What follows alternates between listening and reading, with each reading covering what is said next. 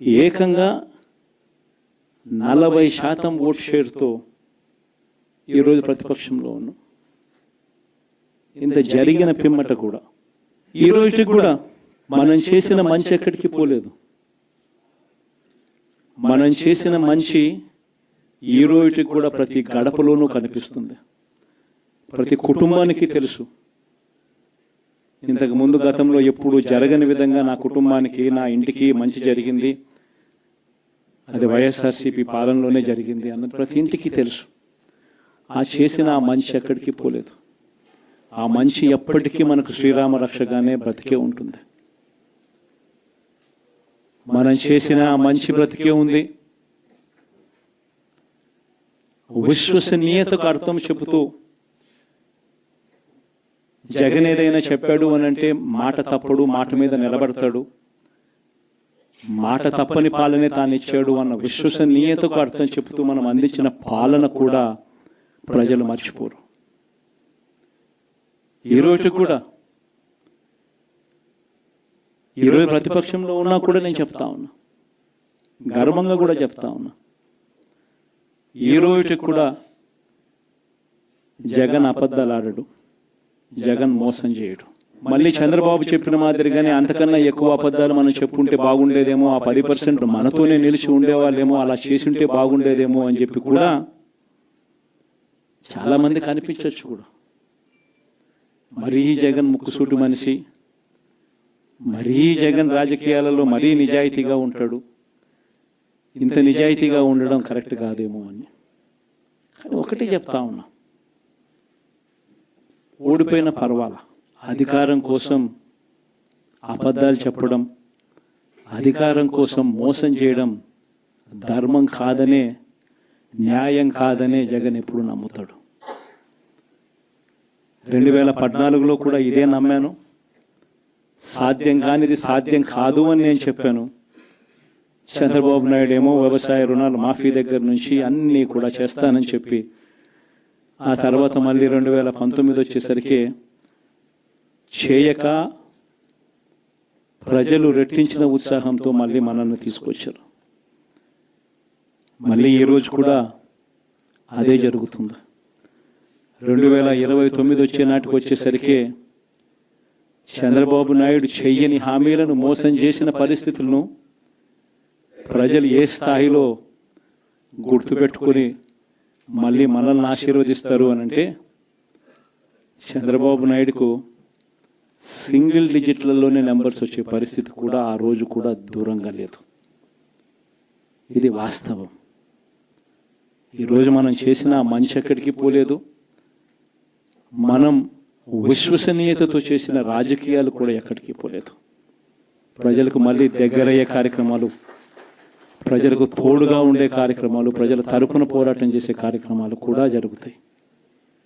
అసెంబ్లీలో బహుశా మనం చేయగలిగింది తక్కువే ఉంటుంది, ఎందుకంటే మనకు వచ్చిన సంఖ్యాబలం కూడా చాలా తక్కువే. పైగా కౌరవ సామ్రాజ్యం లేకపోతా ఉన్నాం. ఏకంగా స్పీకర్ పదవికి తీసుకోబోయే వ్యక్తి ఎంత సిగ్గు లేకుండా సోషల్ మీడియాలో వైరల్ అవుతా ఉంది. వాళ్ళు మాట్లాడుతూ ఉన్న మాటలు. ఒకడంటాడు జగన్ ఓడిపోయాడు, ఇంకా చనిపోలేదు అని ఒకడు అంటాడు, ఇంకా చావలేదు అని ఒకడు అంటాడు, ఇంకొకడు అంటాడు చచ్చేదాకా కొట్టాలి అని ఇంకొకడు అంటాడు. నిజంగా ఇలాంటి కౌరవ సామ్రాజ్యంలోకి మనం పోతా ఉన్నాం. ఆ వ్యక్తి ఇప్పుడు స్పీకర్ కాబోతున్నాడట. ఇలాంటి పరిస్థితుల మధ్య ఆ కౌరవ సామ్రాజ్యంలో అసెంబ్లీలో ఏదో మనం చేయగలుగుతామని చెప్పి నాకైతే నమ్మకం లేదు. కానీ పాపాలు పండే కొద్దీ ప్రజలతో కలిసి ప్రజల మధ్య నిలబడి పోరాటం చేసే కార్యక్రమాలు అయితే రాబోయే రోజుల్లో ముమ్మరంగా స్పీడ్ అందుకుంటాయి. అదే జగన్ పరిపాలనలో కులం చూడలేదు, మతం చూడలేదు, ప్రాంతం చూడలేదు, చివరికి ఏ పార్టీకి ఓటు వేశారని కూడా చూడలేదు. ప్రతి పథకాన్ని డోర్ డెలివరీ చేయించాడు జగన్, మన వైఎస్ఆర్ కాంగ్రెస్ పార్టీ. కానీ ఈరోజు కేవలం వాళ్ళ పార్టీకి ఓటు వేయలేదు అన్న ఒకే ఒక కారణంతో ఏకంగా మనుషులను కొడతా ఉన్నారంటే, ఆస్తులను ధ్వంసం చేస్తూ ఉన్నారు అంటే, ఓటు వేయని వారిని అవమానిస్తూ ఉన్నారు అంటే, నిజంగా ప్రతి గ్రామంలోనూ ఇంత అన్యాయంగా వ్యవహరిస్తున్నారు అనంటే, శిశుపాలుని పాపాలు పండడం చాలా వేగంగా పడతా ఉన్నాయి. పాపాలు పడ్డే కార్యక్రమాలు ఎప్పుడు చూడల. మన పరిపాలనలో, మీ జగన్ పరిపాలనలో ఏకంగా మేనిఫెస్టో అన్నది ప్రతి గవర్నమెంట్ అధికారి ఆఫీస్లో కనిపించేది.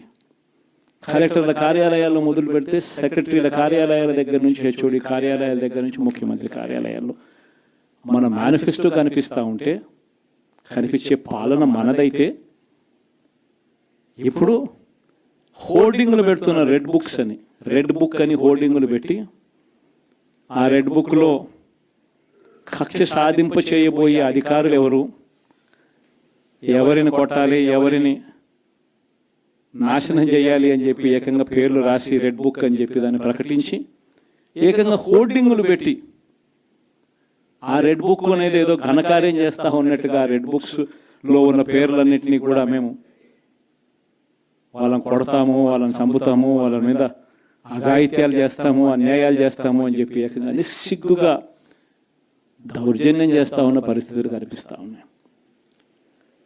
శిశుపాలుని పాపాలు వేగంగా పడుతూ ఉన్నాయి. మొట్టమొదటిసారిగా కేంద్రంలో కేవలం 272 స్థానాలకు 273 స్థానాలకు గాను మెజారిటీ రావాలనంటే 240 స్థానాలకి వచ్చి ఆగిపోయింది బీజేపీ. 240 స్థానాలకి ఆగిపోయిన పరిస్థితులు మొట్టమొదటిసారిగా కేంద్రంలో ఉన్న పార్టీకి పూర్తి మెజారిటీ లేదు. 240 స్థానాలకి ఆగిపోయిన పరిస్థితులు. మరో పక్క చంద్రబాబు నాయుడు గారికి 16 స్థానాలు అంటాడు. ఎన్డీఏలో తానే చక్రం తిప్పుతా అన్నట్టుగా మోడీ పక్కనే కూర్చొని కనిపిస్తాడు.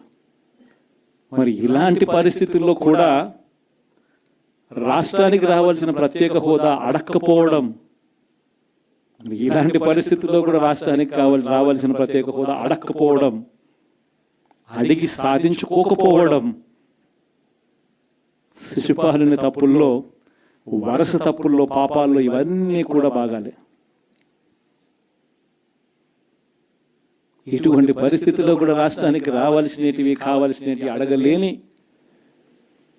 పాలన, అడగలేని మనిషి రాష్ట్రానికి ఏం సమాధానం చెప్తాడు, రాష్ట్ర పిల్లలకి ఏం సమాధానం చెప్తాడు, రాష్ట్రంలో ఉన్న యువకులకు, పిల్లలకు ఏం సమాధానం చెప్తారు?